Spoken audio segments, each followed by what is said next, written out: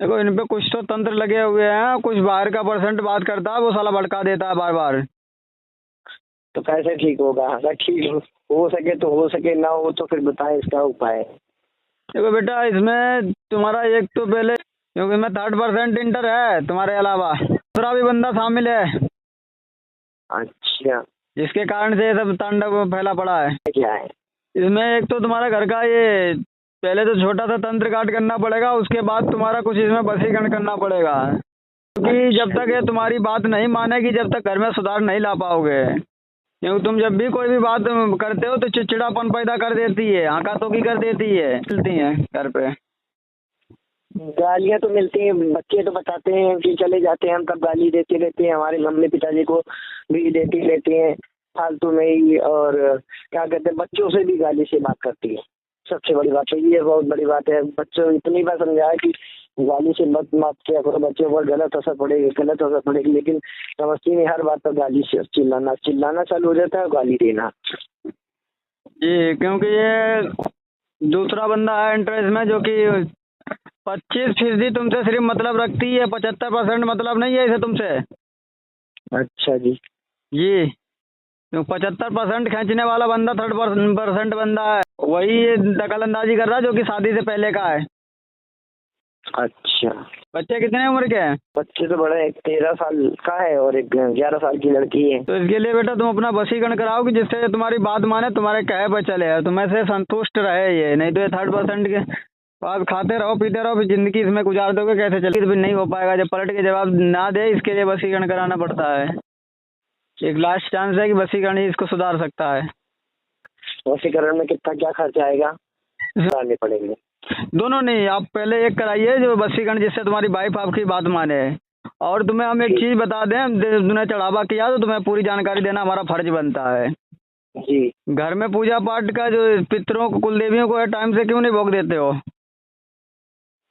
जी, हम तो जब जाते हैं, मतलब जैसे अपने जन्मदिन पर है तभी जाते हैं। और वैसे जो खाना ना, जैसे तीज त्योहार में निकलता तो अपने हाथ से हम तो निकाल देते हैं। नहीं चलता बेटा ऐसे, पितर में दर्द बताती रहती है हर समय। हाँ, हर शरीर में दर्द सूजन रहती है। क्योंकि उसको थोड़े से देखो, जिसने करा जो तंत्र जहाँ से आए हैं, वो तंत्र कुछ गंदे प्रकार के हैं। अच्छा। तंत्र जो है वो गंदे प्रकार के हैं, जिस कारण से उसका माइंड हर समय, मतलब पति से भी डिवोर्स की स्थिति बना देंगे वो, अगर एक दिन ऐसे ही बने रहे।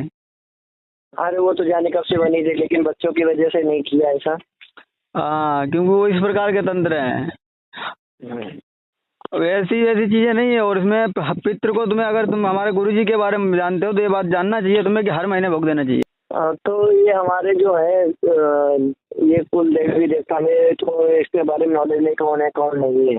वो जो भी हो, जब तंत्र काटा जाता है उसमें पूरे पितृ, कुल देवता, रोजी रोजगार, घर में लड़ाई झगड़े खत्म हो जाते हैं। क्योंकि उसमें जो चिड़चिड़ापन, जो एक दूसरे से लड़ जाते हो घर में, माँ बाप से या भाई बहन से, या आदर कोई भी तुम्हारे सामने बंदा आके खड़ा होता है, उससे भी तुम्हारी जमते, मतलब बनते बनते बात बिगड़ जाती है। वो बनना बिगड़ना बंद हो जाती है उसमें, अगर पितृ तुम्हारा कुल देवी साथ देती है, जो भी है तुम्हारे घर के कुल देवता पूज रखे रहे होगे। जी। और उनको छुड़ाना पड़ता है, छुड़ाने के बाद में हर महीना उन्हें भोग देना पड़ता है। 100 रुपये का खर्चा जाता है, उन्हें हर महीना देते रहो। इतनी तीव्र गति पकड़ लेंगे तुम्हें, माई का लाल कोई भी पीछे नहीं कर सकता है। पता चल जाएगा कहीं।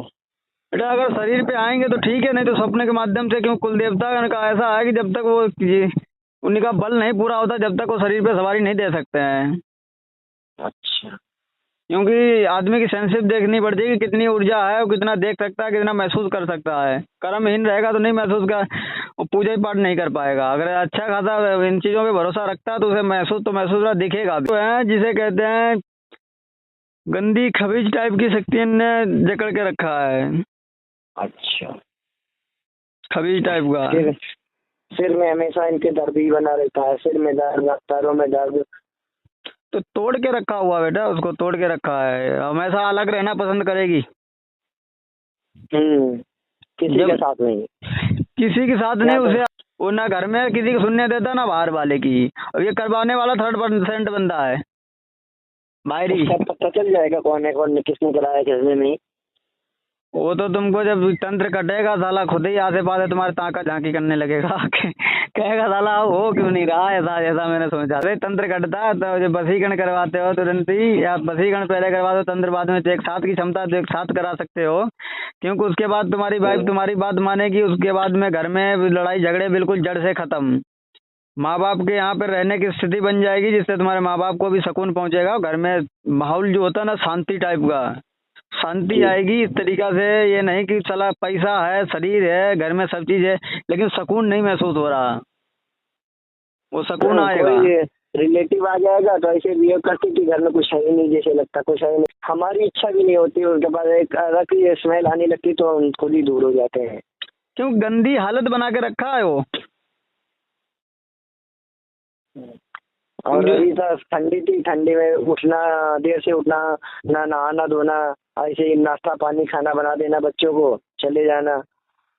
तंत्र भी है उसमें, कुछ तंत्र है ऐसे कि बिल्कुल ऐसा मत बुद्धि बना के रखे है।